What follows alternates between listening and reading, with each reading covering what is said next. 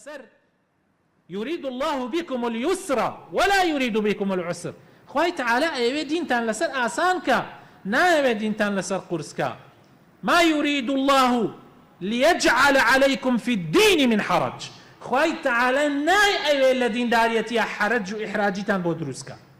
لە حەدیثێکا پێغەمبەر صلى الله عليه وسلم ئەفەرمێ: أعطيت خمسا لم يعطهن أحد قبلي.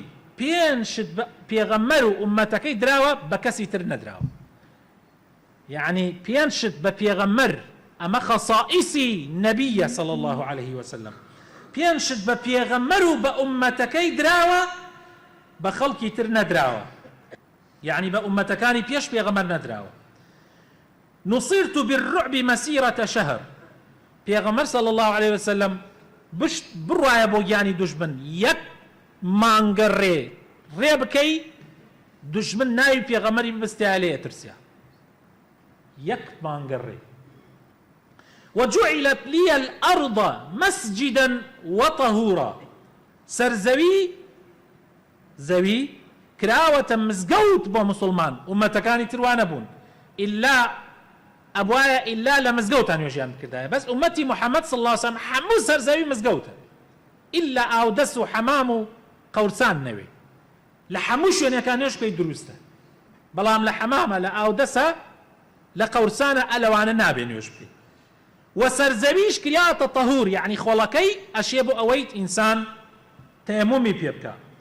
فأيما رجل من أمتي أدركته الصلاة فليصلي. لحرش ينكا كاتي نيوشاد نيوشكتك أو بودز نيوش بكرا نبو تيموم كون نيوشكتك.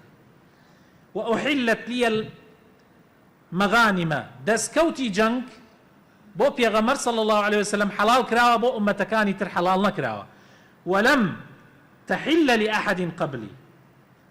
أبوايا أمتكاني تر كاتي دسكوتي جنجان بقرداية كويانا كردو هورا ترشقية لي إدا آقري إدا. وأعطيت الشفاعة. شفاعتي قورا ببيغمر دراوة بكسي تر ندراوة للروج قيامته. وكان النبي يبعث إلى قومه خاصة وبعثت إلى الناس عامة.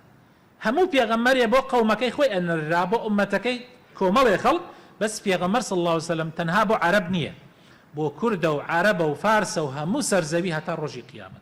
وما أرسلناك إلا رحمة للعالمين.